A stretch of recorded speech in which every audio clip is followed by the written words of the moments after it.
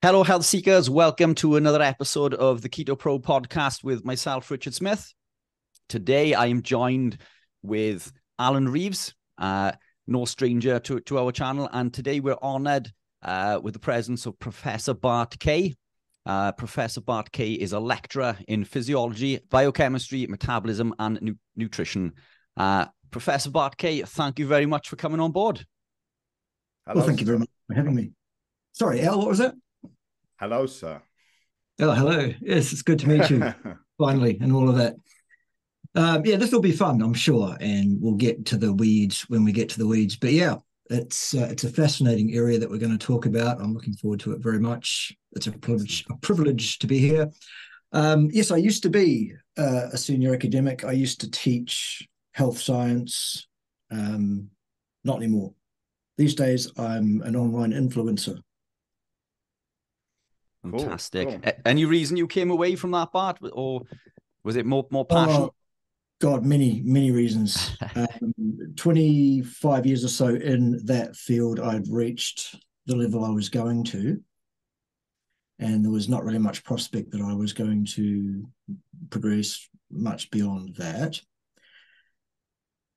Academia is a place of bullying. It is a place of backbiting. It is a cesspit, it's a crab bucket. And the actual practice of not only the science that was being done, but what we were teaching students had drifted so far over 20 years from where it was when I started, that I finished a gig in 2018, which was a fixed term period of employment to teach cardiovascular pathophysiology. And I went, do I want to go and get another academic job for maybe 80 grand, if you're lucky? You know what? I really don't. You had enough. I had. So I at that stage, I hung up the boots or the academic regalia, if you like, and said basically, screw it. I mean, it must be frustrating as a physician, professor, doctor. I've been studying keto on and off for the best part of 20 years. I've been doing it strictly for 8 years. And it must be frustrating that you're educated or told to prescribe one sort of nutrition way. And then you realize it doesn't work. And then you're almost not allowed to say the truth. Like Professor Tim Noakes almost lost his licenses many times for saying that the children should be on keto or breastfed should be on keto. And I think he got seriously charged with that. Yeah. Yes, it's a real issue that there are a number of self-claimed authorities whose actual interest is solely in feathering their own nest and or control and subjugation, or both. And in fields like medicine and the pharmacological industry and all of that. The one thing on that list of things that you said before that I'm actually not and have never been is a physician. So I've actually never been under that kind of thumb myself. I worked my academic career working in the university sector, teaching, researching, and consulting, which is what an academic does. And as such, I was covered by a law that most Western nations have that says an academic can hold and espouse any opinion he or she should see fit, whether that opinion is popular or otherwise. Actually, it's pretty much like the First Amendment for Americans, made specific to academics. And so I was always covered by that. I was legally entitled to say what I wanted to. How does that play out, though, when the drug companies are almost sponsoring the universities? Tensions rise. Hence the backbiting, attempts to bully and control, etc., etc. I've had many discussions with deans of various departments who have wanted me to do things other than the way I wanted to do it. Yeah, it was a long career of it, and now I'm doing my own thing, looking at the boss in the mirror. It's much more fun. Definitely, exactly. definitely, and spreading the good word. Yeah, brilliant stuff, fantastic. So, gents, let's get to the crux of it. So, the reason that I wanted to have this talk today was about the caloric model, calories in versus calories out, a model that most people abide to and believe in. One I believe is highly flawed, one that I used to believe in myself. Let me state, sorry to interrupt, Rich, before we kick off, I don't believe in calories in, calories out, like Mr. Greg Douchet shouts around, that it's only that, because I don't believe it's trackable to that extent. And a calorie is certainly different in an avocado compared to a donut. That's how I always say to people, how it responds in the body, how it's treated. It's very different. So calories in, calories out doesn't work. But then, another trainer will say that that's completely wrong. Yeah, so I'm with you there. Yeah. So it's, my opinion is that, I don't know if Professor Kay knows this, but I used to be clinically obese and type 2 diabetic, suffered with chronic fatigue, depression, anxiety, arthritic pains. In my mid to late 20s, I could barely walk up the stairs without stopping or being severely out of breath. And I went through spells where I consumed rubbish food, as in processed foods we know are not good for us. But I also actively tried to eat off the eat well plate, the food pyramid. I consumed my whole grains. I made sure I avoided my saturated fats. I avoided salt. And I gained even more weight. So, yeah, I followed the advice and I became even more obese. Super long story short, I stumbled upon the ketogenic lifestyle. I lost 107 pounds in 12 months, reversed my diabetes, migraine, depression, anxiety free. My skin cleared up. I used to suffer with this severe skin condition. My aches and pains went away, and the following few years saw me move on to become a competitor in men's physique bodybuilding, for which I became British champion and a few years later European champion at a professional level. Yes, there was hard work involved. Yes, I had to train intensely, but I've always trained. The key to this was changing what I put into my mouth. And that led me down a path of quitting my job as a purchasing manager for an electrical engineering company. My wife and I sold 3 houses that we owned outright, everything that we owned, to put into our business. And that's what we do now, is educate people in the means of real nutrition. We work alongside the Public Health Collaboration. We work with Diabetes UK. We now teach doctors about nutrition. And it's a passion of mine. So I've retrained as a nutritionist, despite everything that I was taught, or at least most of the things that I was taught being inaccurate. It allowed me that piece of paper to pursue my now career, which doesn't pay as well as the purchasing manager job that I used to do, but it's something that I do out of passion. I believe Alan comes from the same area. It's passion for the both of us. But what I learned during my time, and as sad as this sounds, I don't watch television very often. In the nights when people are watching Amazon Prime or Netflix, I'm looking at research papers, clinical trials. Yeah. So as sad as it sounds, but hey, it's a rock and roll lifestyle. But what this has led me down is to believe that the caloric model is highly flawed, because I consume a stupid amount of food now, way more than I ever consumed when I was clinically obese. But when I explain this to people in my local area or to other people online, they think that I am batshit crazy. And you feel the need to explain, which is fine. And that's what's led me down into looking into this research as deeply as I can. And I'm sure, Bart, you can add considerably more to this. But the main reasons I believe the caloric model is highly flawed is it doesn't account for the effect of insulin, doesn't account for the thermic effect of food, metabolic rate, ketogenesis, and inflammation. And what many people don't understand is that the food that we consume affects the endocrine system. It affects our hormones, particularly a hormone called insulin. And when insulin is released, it upregulates an enzyme called lipoprotein lipase, which breaks the bonds on the glycerol backbone and sends fat into the fat cell. And it also blocks another enzyme called hormone-sensitive lipase, which performs this in reverse and allows us to burn this fat for fuel. Now, it's biologically impossible to burn body fat when insulin is elevated. So if you were getting most of your energy from carbohydrates, then your body is in fat storage mode for most of the time. If you were to reduce carbohydrate, then the body is now able to upregulate hormone-sensitive lipase and able to utilize that fat for fuel. And then the thermic effect of food. Protein carries a thermic effect of 25 to 35%. Carbs is around 5 to 10. And fat is 0 to 5, I believe, isn't it? So it makes sense to increase the volume of protein because this increases the thermic effect of the food. Therefore, we burn more of the energy that we put in.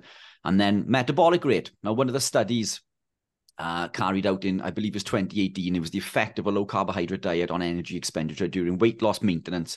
And what it showed is that when they put people into separate groups, low carb, moderate carb, and high carb, the difference in metabolic rate between the low carb and the high carb group increased to the sum of 278 calories per day. And I know we're not talking calories per se, but 278 calories per day was the difference in metabolic rate between the low carb and high carb group.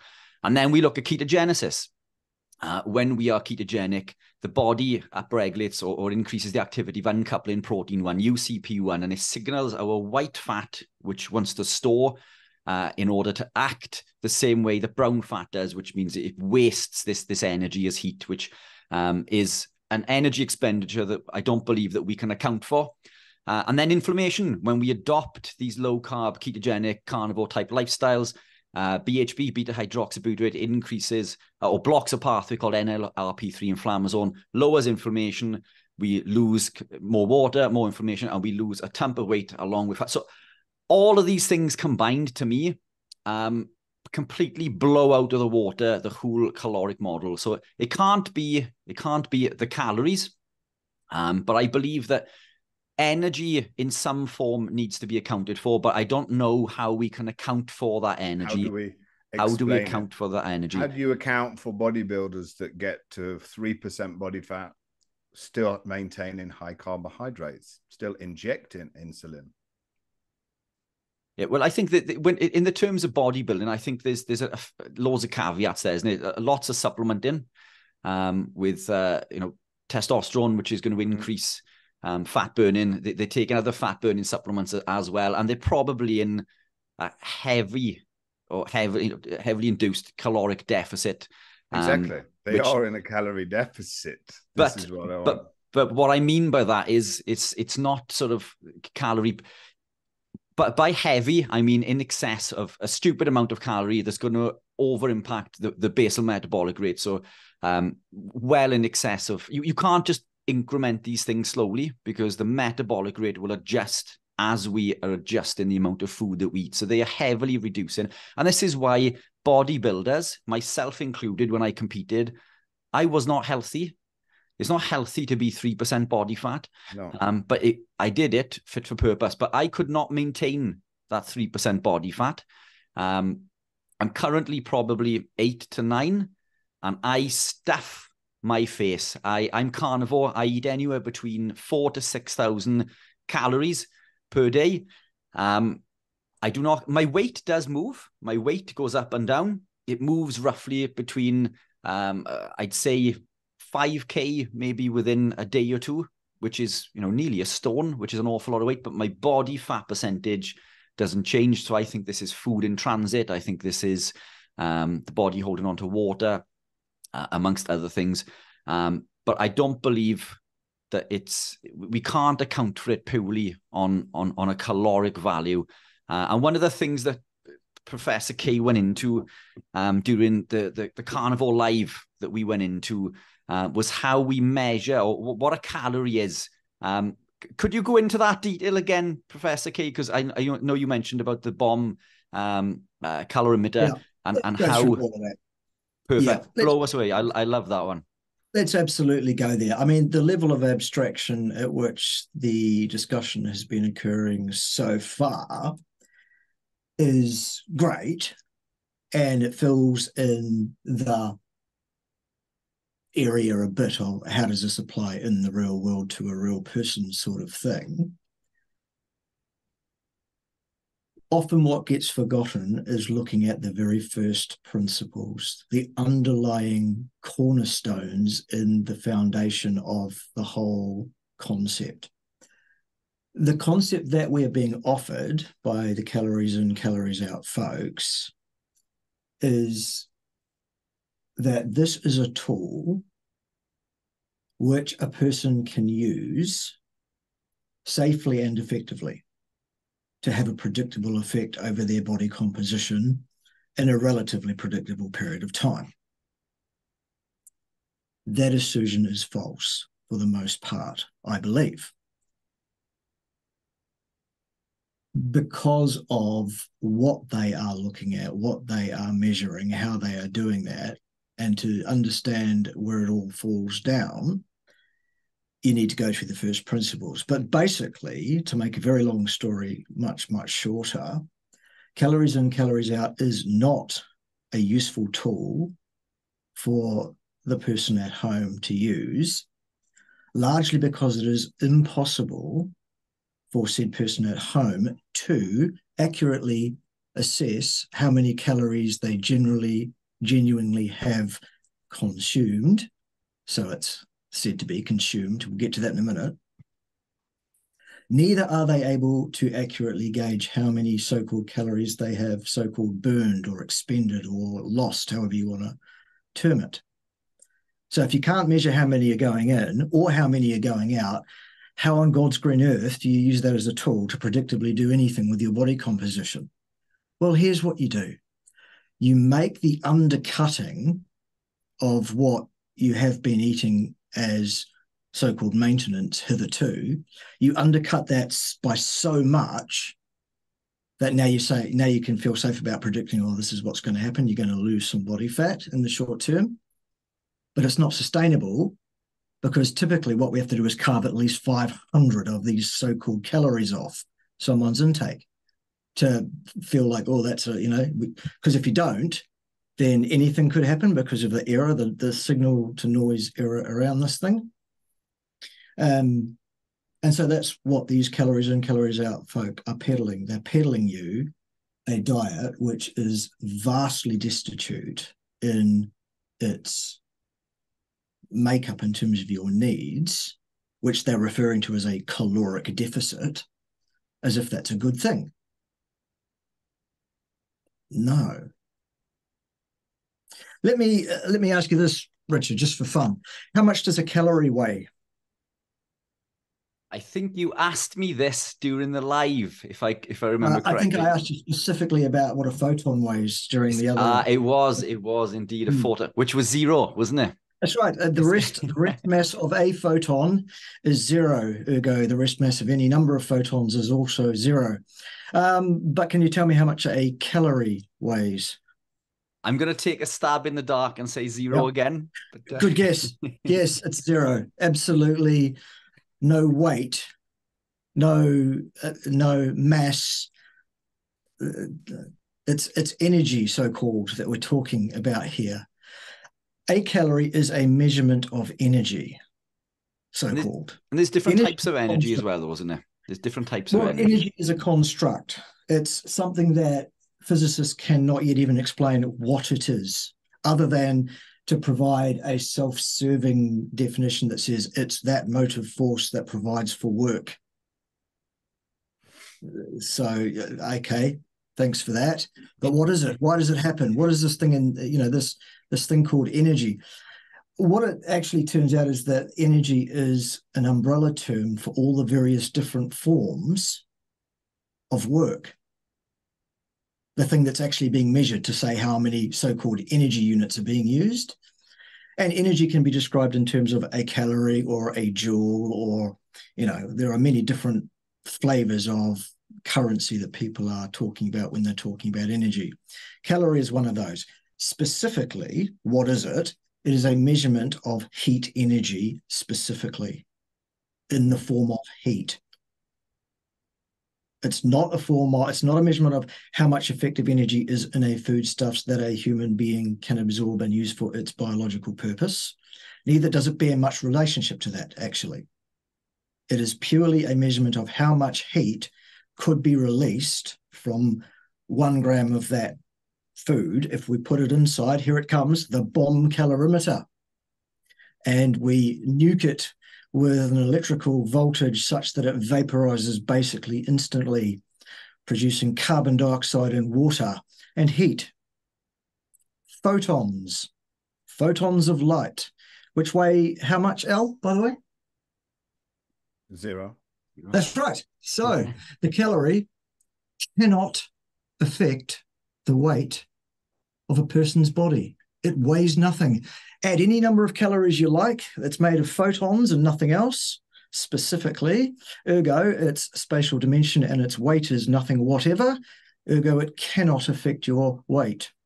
Your weight being the force exerted on a weighing scale by the mutually attractive force of your body and the earth under the pseudo force of gravity, which is actually a curvature in space-time, but that's for another day. The only way to affect your weight up or down is to gain or to lose matter from your body, that which has a mass and a spatial dimension, not photons, which have neither. Yeah, I think when we look at that bomb calorimeter, I mean, it's we don't combust food the way that they use in during that experiment. Is it particularly proteins? Proteins are utilized within the body, in every cell within the body. So again, that's another area that we can't account for. Something else you mentioned as well is tracking, or an attempt to track what we are consuming, because the caloric value on products has a wide margin of error. So we can't actually calculate, that range successfully or with any accuracy. And as you say, how do we measure the energy that we're exerting throughout the day? Because everybody's output is completely different. I think there's a lot. This is where it comes to hormones. This is why we actually stop eating, is because of hormones. Ghrelin and leptin saying one's hungry and one's full. If we didn't have them, why would we stop? We would just keep eating, surely.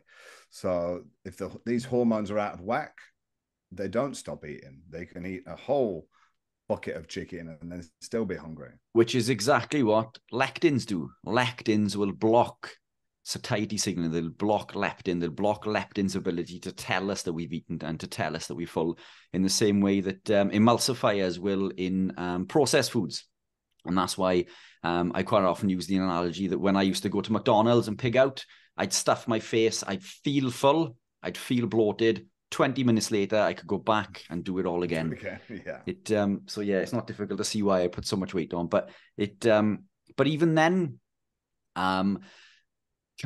compared to today, I mean, I went out recently. I ate a 42-ounce tomahawk steak with eggs, king prawns cooked in butter, with mushrooms cooked in butter, and I left the restaurant and came home and I had more food again. The amount of times that I ate that, so I don't eat continuously. I fast for long periods throughout the day, but I do it intuitively. I don't fast intentionally. I don't eat because I'm not hungry. I listen to my body. I eat when I'm hungry. If I'm not hungry, I don't eat.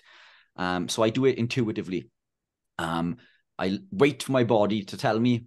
But when I account or track the caloric value within the food that I'm consuming, on average, it's between 4,000 to 6,000 a day, which is extremely high, considering when I was on carbohydrates at 2,700, I would gain fat all the time.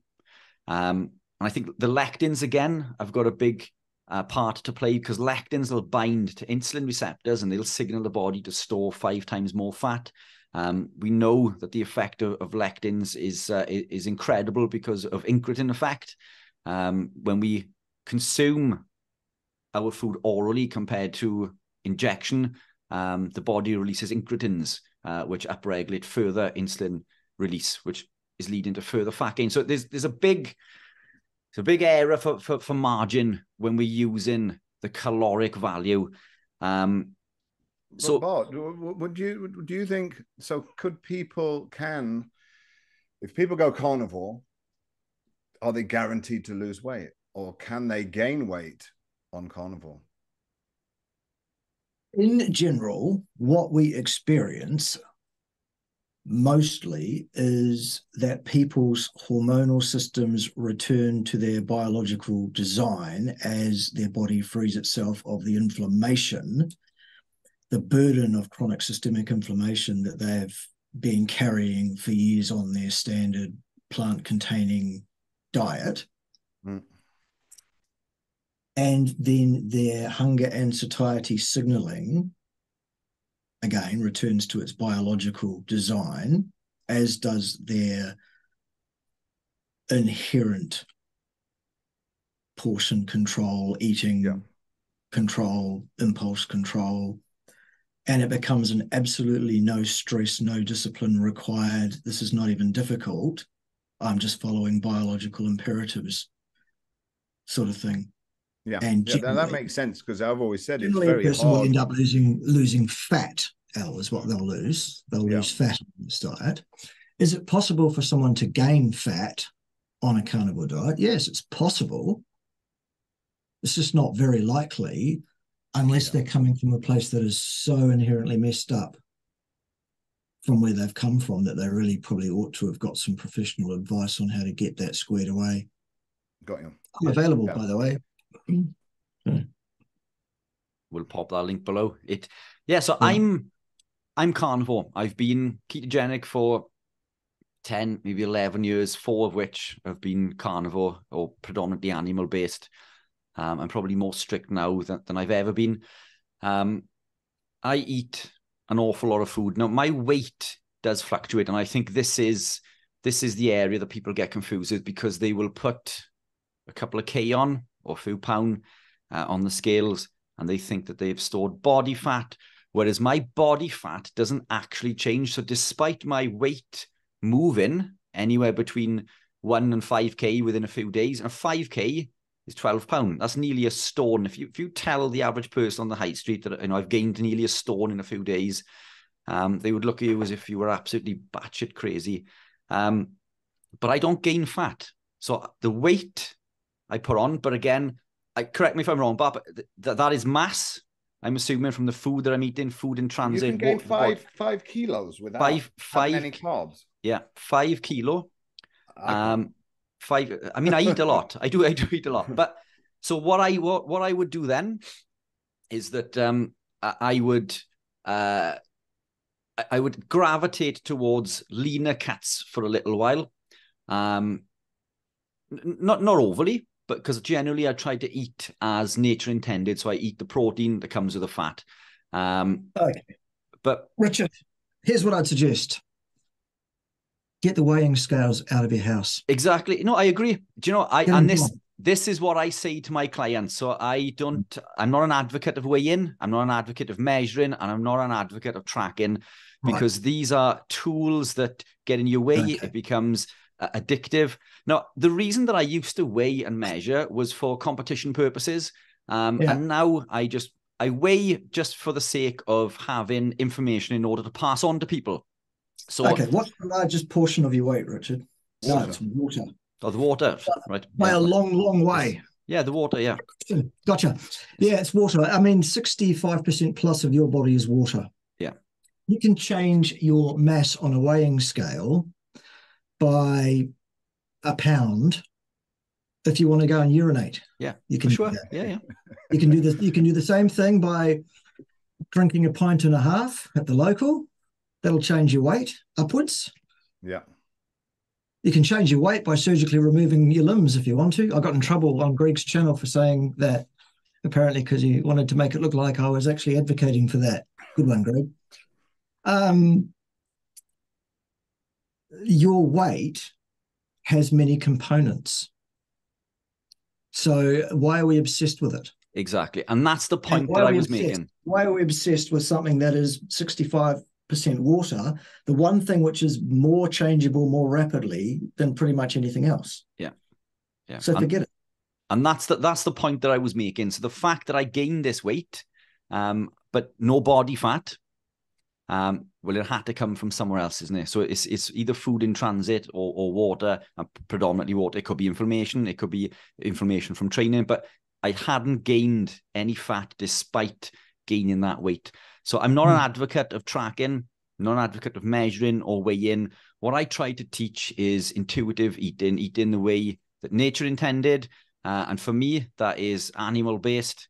So that is eating the way that we've evolved our entire existence, concentrating on proteins and fats. And what I try to do, so there are groups of people who like to track. So I know like a lot of Alan's clients are obsessed with tracking, Al, and they and this is why I think maybe you incorporate that caloric model, because it's something that they understand. Am I right saying that, or? It's a tool. It is a tool, isn't it? The calories in, calories out model is a tool. However, it is to its very core dishonest and disingenuous with the very people who are being asked to use that tool, because the people asking them to use that tool are failing to tell them that they will not get anywhere near accuracy. Yeah. And as such, we have to undercut their diet by such a large proportion to be sure we get the result, that we are actually subjecting them to the very real risk of health problems born of insufficient nutrition. That's what's wrong with the model. Yeah. Before we talk about the physics of how calories don't weigh anything and neither do photons, so how can they change your weight on a scale? Before we talk about the fact that actually the first law of thermodynamics has nothing whatsoever to do with the situation of a human body, let alone of invoking the thing as an inviolate law that proves the calories model is correct. No. Most people that say that couldn't quote to you what the first law of thermodynamics even says, or even how many laws there are. They're always great questions to ask people. Great. Tell me how many laws of thermodynamics there are, if you don't mind. I've written it down many times when you've said it, because I'm never going to say, oh, energy cannot be created or destroyed, because I know the real answer, but it's too complicated for me. Right. But that's the thing, though, with folks in general, is these high priests of charlatanism who will get on board one of these ideas. Like it's that simple. It's calories in, it's calories out. You can track both of those, even though there's no way you can.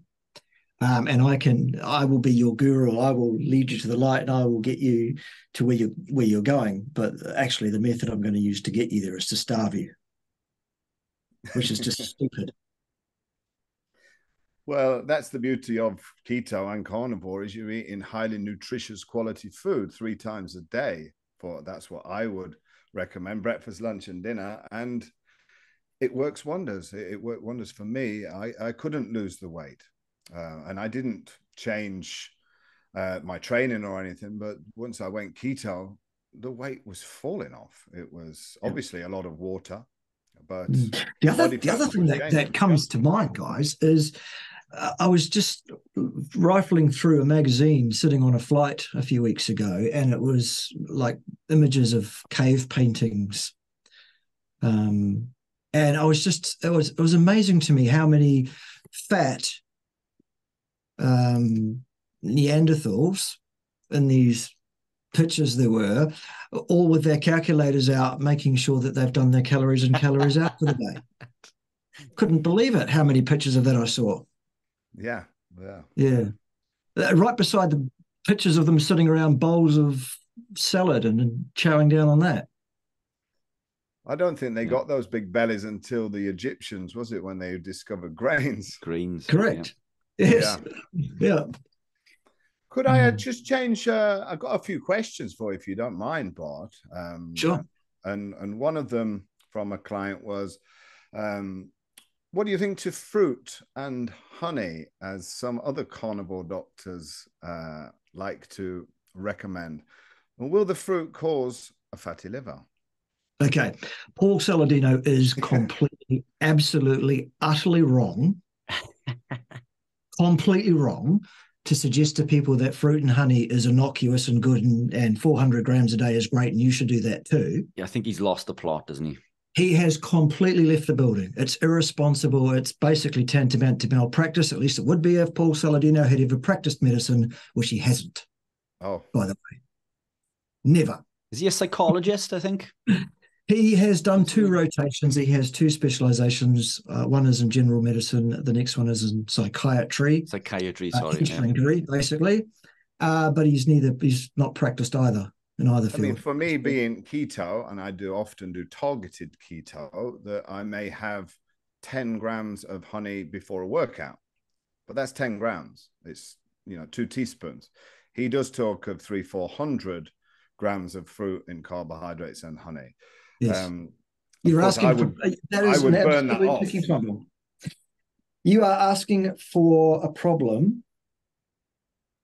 Even if you are relatively active, you are still asking for a problem if you pour fructose down your neck in the amounts that Saladino is talking about and is doing. It's written all over his face if you want to go and have a look, and it will be written all over yours if you want to do the same thing. You meaning you, the great listener, whoever you might be out there. Yeah.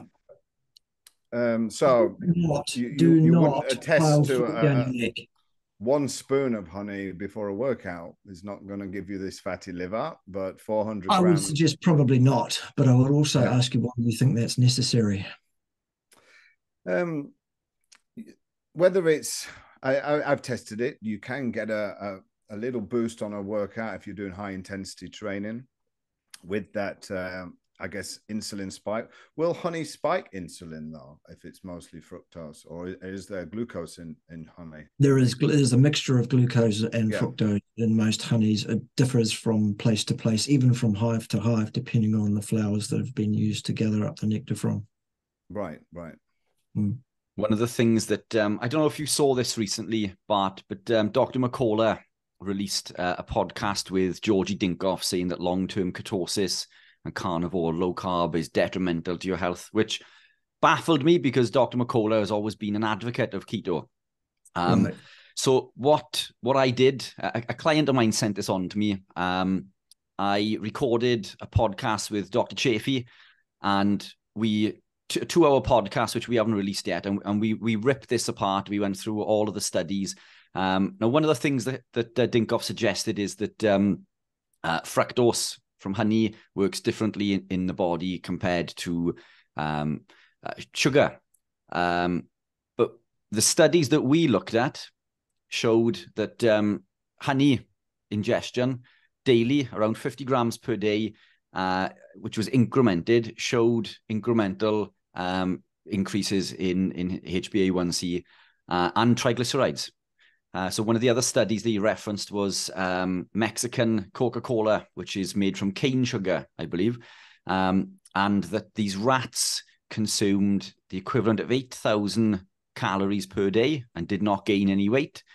But the conclusion from the study was that it had negatively impacted triglyceride levels.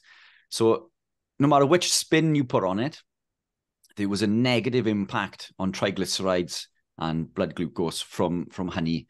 So for me, it doesn't matter where it comes from, whether it's a candy bar or whether it's honey.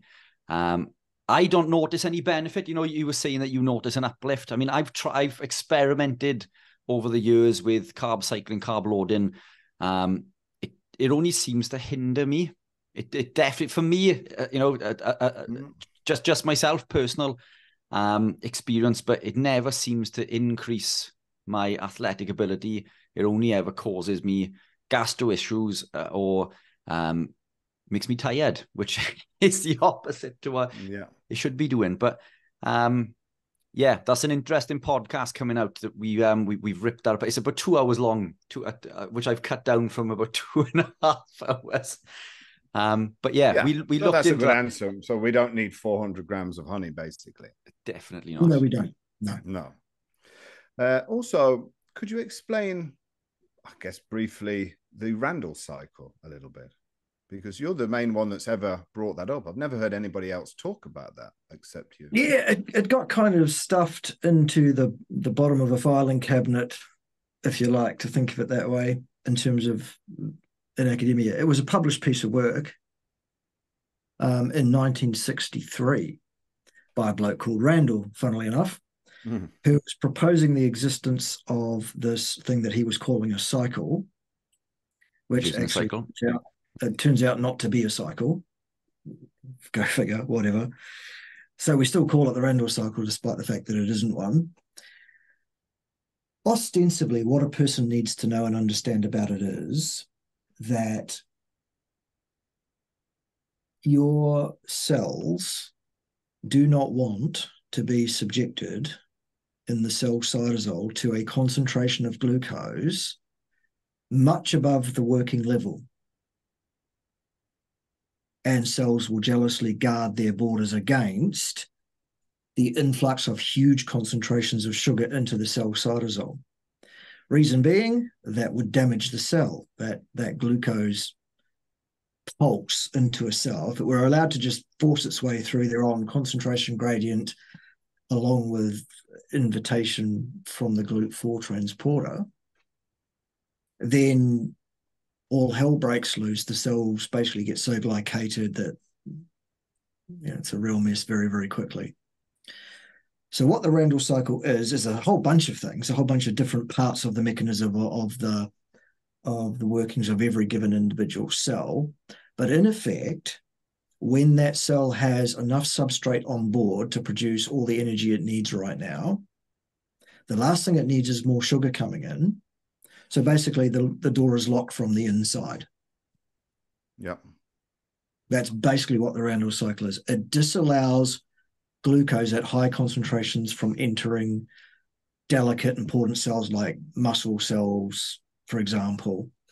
And instead, the sacrificial lambs are the red blood cells, the vascular epithelial cells, both of which are replaceable much more immediately, much more rapidly without any fuss and complaint, and they're very much more simple cells, so they cop it. And as we evolved in nature, our ability to spike our blood glucose was severely limited on how often that could occur because there weren't carbohydrates around to be had. The world was frozen over for most of it. We were living off woolly mammoths and those kind of things. So it doesn't, the Randall cycle doesn't come into effect with fat and protein? No. It's a fat carbohydrate interaction at its root cause, which again ostensibly boils down to if a cell is full of fat, it will basically disallow sugar entry because it's already got enough substrate in the form of fat. It doesn't need the sugar, thanks. Because it's a toxin? Because it's a toxin. Exactly. When you elevate the glucose level above what's needed at baseline, the operational level, then it's toxic immediately. It's cytotoxic. It's toxic to DNA. It tears lipid rafts to bits. It appends itself to all sorts of protein structures. Does glucose, fructose, glycation damage from fructose 7 to 11 times worse than glucose as well. That's another. Oh. Another strike through on the fructose there, by the way, just while we're on that one. And that's not through the Randall cycle. That's through a different cycle with fructose. Yes, exactly. But the Randall cycle, yeah. So what it's enough fat in the cell locks out glucose. A mixture of fat and carbohydrate in a cell locks that door ever more forcefully, ever more powerfully, with ever more effect, lasting longer and taking longer to wear off again. That's a powerful stimulant for that lock the door mechanism.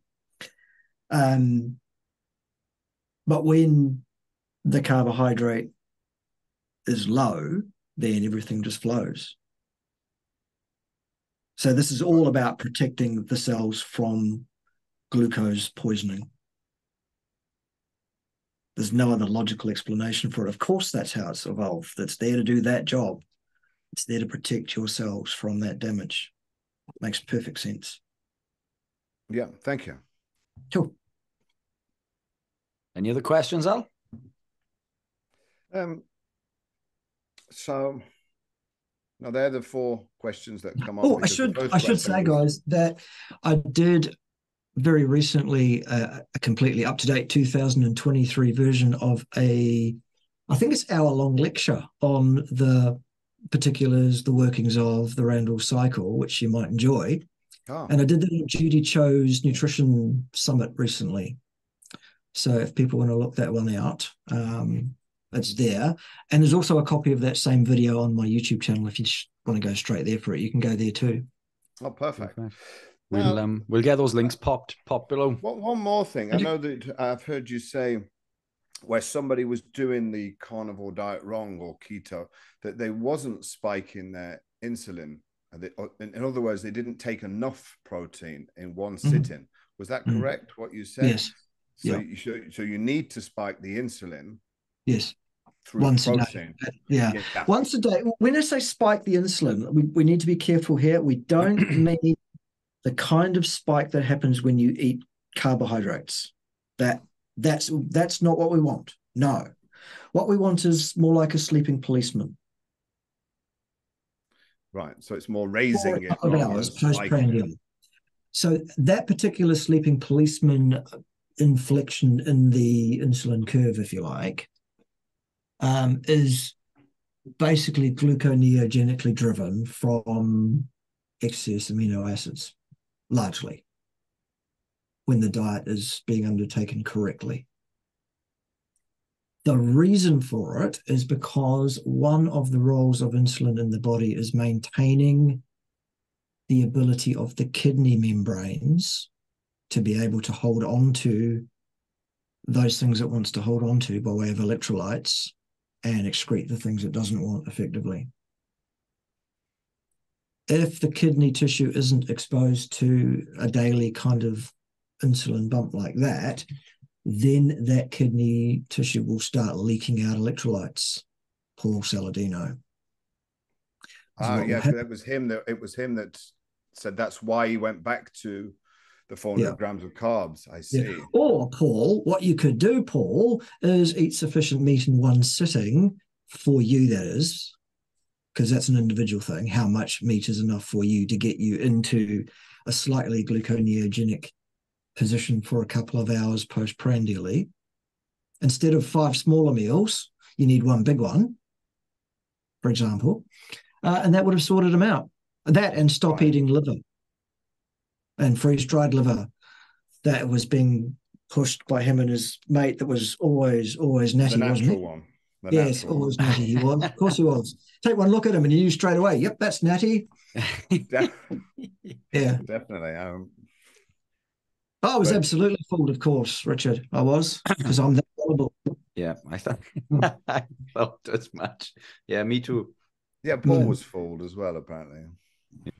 For those that don't know, my academic career was actually in 3 different areas because I kind of shifted because of not enjoying where I was and stuff. So over a 25-year period, I had 3 sub-careers. The first one was exercise physiology. Then I did human nutrition, and then I was a cardiovascular pathophysiologist. So that explains all of that for those that want to know. Fantastic. Amazing. Brilliant stuff. So it just circling back to this whole tracking philosophy, which I think we've agreed isn't the best system for people. But if a client comes to me and they are adamant to track something, what I advise them to track more than anything is macros. And the reason, my thinking behind this, is that if you track your protein, so if you ensure you're consuming adequate protein throughout the day, depending on the person, would depend on the amount of grams that I would tell them to consume. But protein in nature comes with fat. So if you track your protein, you get in your fat. And then generally, I'm telling them to consume as little to no carb as possible. Now, that way, they're eating intuitively, they're eating animal proteins coupled with the fat, with very little carbohydrate. Would you suggest that that would be a good tool to implement for people who want to track, or would that be a flawed system as well? It very much depends, Richard, on whether you want to play good cop or bad cop in your coaching. The way I approach it is, I generally say to my clients, look, everything I'm going to say to you is based on significant experience. None of it's advice. This is all what I would do in your position. You're paying for the advice, so I'm telling you what it would be. If you are absolutely determined to do something other than what I suggest, you're probably better to save your money, because I also don't come that cheap. Cheaper than I should, apparently. Again, Mr. Saladino apparently charges $1,000 an hour. Yeah. Really? And yeah, I don't know if I may cut this out after, but I did hear recently that if a client was to go over by 2 minutes, that he would invoice for another $1,000. Another $1,000, thank you. Oh wow! Over the hour. Yeah, yeah. All So right, whatever. That's his. That's his life. A couple of my best performing clients don't track. I just say, eat 3 meals, eat some protein and fat for breakfast, lunch, and dinner. Job done. And IBS is gone. Everything's. My advice is always that tracking is entirely unnecessary, and in fact probably counterproductive, because while calories in, calories out is a really, really poor way of attempting to track anything, either in or out, really poor, tracking the food that you're taking in is not hugely better necessarily. It's still a near impossibility to understand the sum of all the exchanges that go on in the body, etc. Not to mention the fact that almost no one is probably weighing their feces every day and taking that into consideration, because that's lost energy in the form of mass, quite a lot of energy, in fact, according to E equals MC squared, but that's for another day. So there is really nothing that you can use to accurately track anything that's going to be of any utility. Maybe it's a subterfuge to stop a whingy client from whining at you, but I just couldn't be bothered with that myself. I just say, look, if you're not going to listen to what I've got to say here, put your money back in your pocket and go and talk to somebody else, because what I'm going to tell you is not to track anything. I'm going to tell you to eat a species-appropriate, species-specific diet consisting of the muscle meat and muscle meat only, plus associated fat of mostly largely ruminant animals. Beef is the basis of it, say 80%. You've got 20% leeway for other animals, tasty animals. That should be enough leeway. Get that down here. Start eating when you feel hungry. Stop eating that second that you feel like, oh, I'm pretty full now.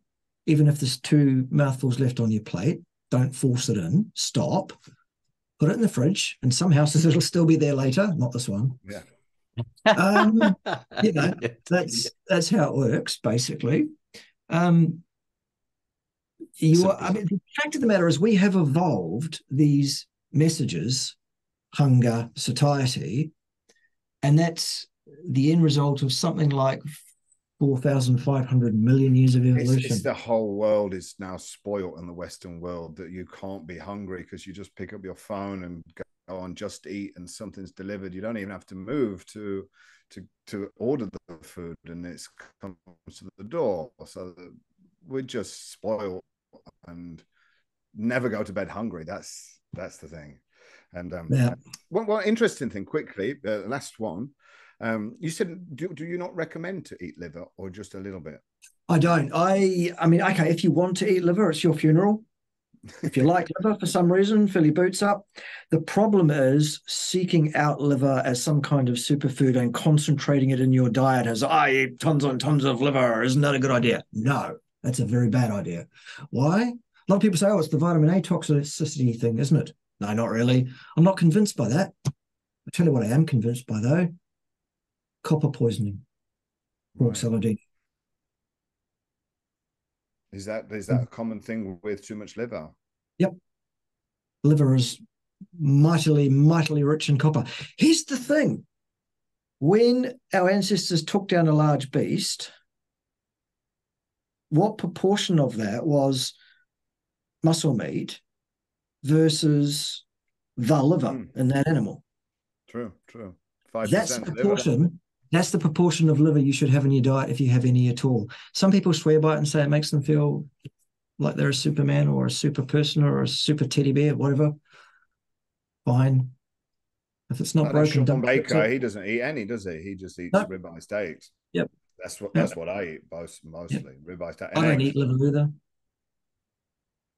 That's yucky.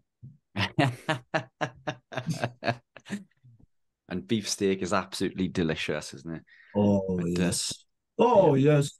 Fantastic. So, Bart, what would you eat on a typical day? Do you ever, are you strict carnivore? Do you ever deviate? I know we're all only human. I am one of these A, human beings, and B, a hedonist from way back. Basically, what I'm saying is I lack discipline entirely. No, it's not. No, I'm. That means you like beer. Well, Cider. I'm 90 or 95% carnivore, I would say, in that 5 to 10 days out of 100, depending on what's going on, I'll be off-piste doing something else like drinking dirty beer or having, something I shouldn't be having. But all the other days, it's like on a typical any other day, it is 500 grams or so of steak. But you're not tracking, obviously. No, I'm saying 500 or so based on the weight. Way back when I was a little baby carnivore, I had to measure something to get an idea of how much meat weighed. And I'm just using a visual now to estimate it. Well, that's about 500 grams of meat. That might be 450, might be 525. I don't know, Richard.